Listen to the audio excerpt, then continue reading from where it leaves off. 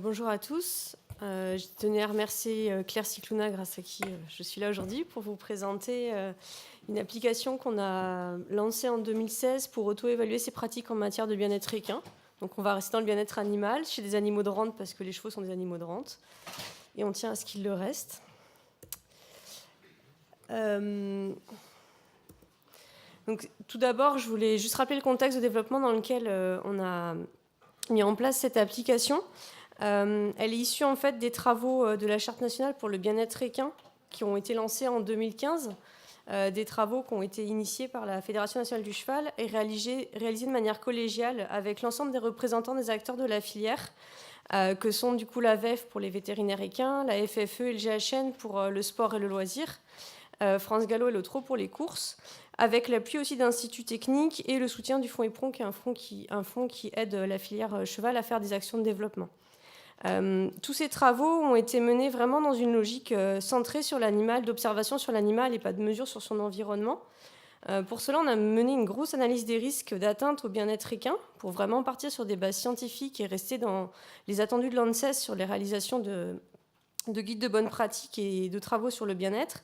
Et on a croisé cette analyse des risques avec les 10 principes de l'OIE, les 5 libertés que Dorothée a présentées juste avant, et les 12 critères du Welfare Quality, qui sont les éléments reconnus internationaux pour critériser le bien-être animal. Tous ces travaux, ils ont abouti en 2016 à la signature de 8 mesures de bien-être équin émises par les professionnels pour les professionnels. Alors, c'est des mesures qui sont politiques, qui étaient surtout là pour communiquer sur les engagements forts de la filière pour le bien-être équin. Et les travaux ne se sont pas arrêtés à la signature de la charte, donc on les a déclinés de manière pratique et pragmatique à travers différents outils. Un guide de bonne pratique qui est aujourd'hui en cours de validation auprès de l'ANSES et qui devrait être reconnu par l'État, et aussi une appli qui est celle que je vais vous présenter. Alors, pourquoi est-ce que les professionnels ont souhaité avoir une application ? Bien sûr, c'est moderne, c'est chouette, ok, mais c'était aussi parce qu'ils pensaient que c'était vraiment le bon outil pour pouvoir faire eux-mêmes le point sur leurs pratiques, se positionner par rapport à ces 8 mesures de bien-être équin, pouvoir progresser sur leurs pratiques au quotidien, à leur rythme et suivre leur propre évolution. Pouvoir aussi avoir une méthode pour évaluer le bien-être des équidés par rapport à des critères objectifs. Pouvoir, grâce à l'application aussi, faire le lien avec la formation et qu'est-ce qu'on peut faire pour améliorer les pratiques qui ne vont pas. Et aussi, un point qui était important pour eux, c'était un élément pour les aider à communiquer avec leur vétérinaire quand, justement, ils voulaient discuter bien-être avec leur vétérinaire. Ça permettait d'objectiver les points qu'ils veulent aborder. Donc, c'est vraiment une étape qui s'inscrit en plein dans la démarche de progrès qui sous-tend la charte. Et ça permet aux professionnels d'avancer à son rythme, son propre rythme, et de se fixer ses propres objectifs. Alors, qu'est-ce qu'on a dans l'appli ? Donc, c'est une appli qui est gratuite, développée pour Android et iOS, qui contient 2 niveaux, un niveau sensibilisation et un niveau confirmé. Les 2 niveaux sont basés sur le même fonctionnement. On fait une auto-évaluation de ces pratiques en suivant différentes thématiques. Et ensuite, on propose des pistes pour les améliorer les pratiques qui sont les moins bonnes. Dans l'appli aussi, ça permet à chacun de retrouver la charte et les engagements de la filière. Alors, le niveau sensibilisation, donc, il contient 5 thématiques pour faire l'auto-évaluation. Pilotage et stratégie de l'entreprise, alimentation et abreuvement des équidés, lieu de vie et confort des équidés, santé, hygiène et fin de vie, et comportement et relations homme-cheval. Ça fonctionne donc toujours de la même manière. On a une évaluation, que vous voyez, donc c'est le premier écran que vous voyez, où on a des questions pour pouvoir vraiment réfléchir sur ces pratiques et se positionner où on en est. Ensuite, à la fin de l'évaluation, ça calcule les pratiques sur lesquelles on a les moins bons résultats. En tout cas, ça fait un diagramme Kvyat et ça permet de voir où est-ce qu'on peut s'améliorer. Et on peut faire aussi suivre son évolution en fonction des différentes évaluations qu'on fait, puisque je ne sais pas si vous voyez bien, mais il y a des petits points sur la barre grise qui est sous le diagramme. Et en fait, ça permet de revenir sur 5 évaluations en arrière pour comparer si on a progressé ou pas. Et derrière, ça nous propose d'aller chercher une formation qui est prise en charge par Vivia, puisqu'on est pour le monde agricole, et du coup qui permet de progresser sur une thématique bien précise qu'on a identifiée comme étant celle sur laquelle on voulait avancer. Et ensuite, donc, on a un niveau confirmé. Le niveau confirmé, on retrouve le même fonctionnement avec une auto-évaluation qui, elle, va par contre se faire par rapport aux 8 mesures qui sont énoncées dans la charte pour le bien-être équin. De la même manière, on va derrière avoir le positionnement de son évaluation avec les deux thématiques sur lesquelles on peut s'améliorer. Et pour s'améliorer, ce qui est proposé, du coup, c'est d'avoir un lien direct avec la partie du guide de bonne pratique qui concerne cette thématique, cette mesure de la charte, soit de retrouver le lien vers les formations, soit de faire appel à un conseiller agricole avec lequel on pourra interagir directement par téléphone ou en prenant un rendez-vous avec lui. Cette partie confirmée, elle permet aussi d'avoir l'ensemble du guide de bonne pratique, donc ce qui permet au quotidien de le reprendre, de se reposer des questions dessus.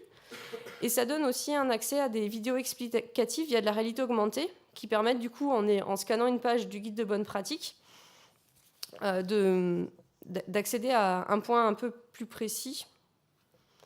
C'est pas génial, donc je voulais vous montrer une vidéo du fonctionnement de l'application, mais c'est pas très joli.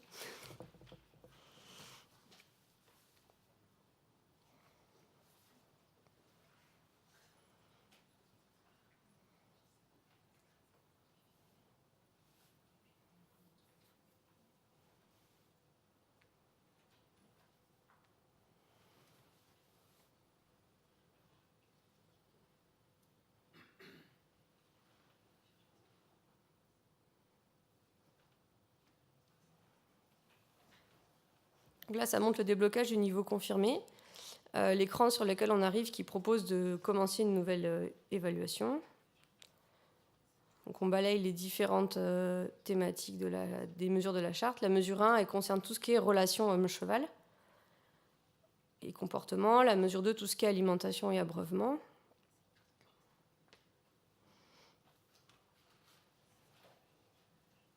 La mesure 3, c'est tout ce qui est le lieu de vie.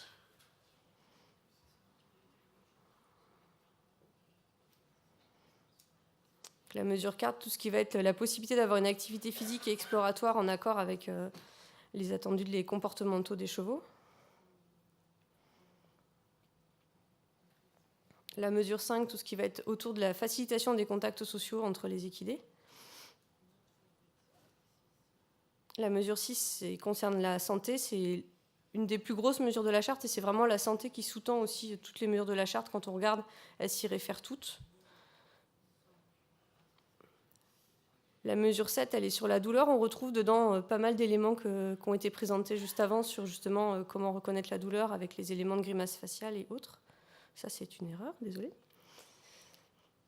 Et la dernière mesure, la 8, qui va arriver, concerne la gestion de la fin de vie.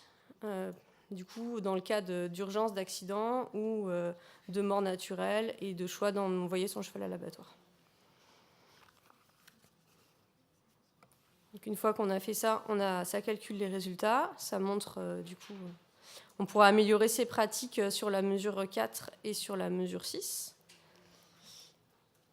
Et du coup, si on choisit de regarder ce qu'on peut faire avec la mesure 4, on a accès à l'intégralité du guide de bonne pratique avec les indicateurs qui sont centrés sur l'animal, sur qu'est-ce qu'on a comme indicateur sur cette partie-là. Après, on a les mesures de correction, donc les points de vigilance par rapport à ces indicateurs, quand les indicateurs montrent qu'il y a une dégradation du bien-être. Voilà, les points de vigilance. Donc c'est vraiment, on a essayé de relister tous les éléments sur lesquels on pouvait faire attention et sur lesquels on pouvait agir pour rapporter le bien-être. Concrètement, que faire si? Donc là, ça répond à des questions vraiment pratiques et ça met en avant les bonnes pratiques qui sont reconnues de manière consensuelle par toute la filière et de manière scientifique aussi. Et après, on a un petit point sur ce qu'il faut savoir qui fait des rappels de zootechnie, de physiologie, de sciences. Enfin, voilà. Et on rappelle aussi ce que dit la réglementation sur cet aspect-là en particulier.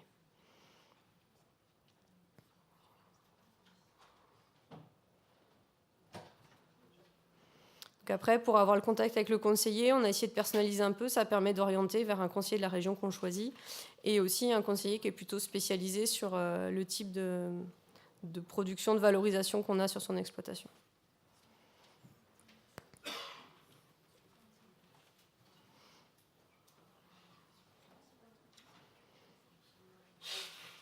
Donc on a l'accès à l'intégralité du guide de bonne pratique ensuite, avec toutes les mesures et toutes les annexes.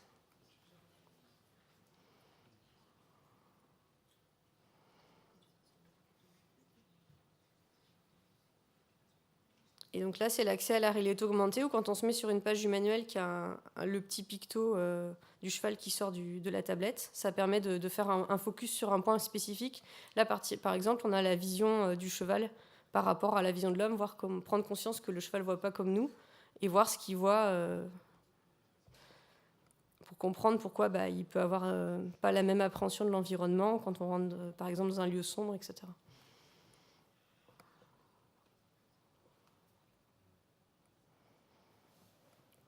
Voilà, c'est fini. Si j'arrive à sortir de... Voilà, c'est pas grave. Merci pour votre attention.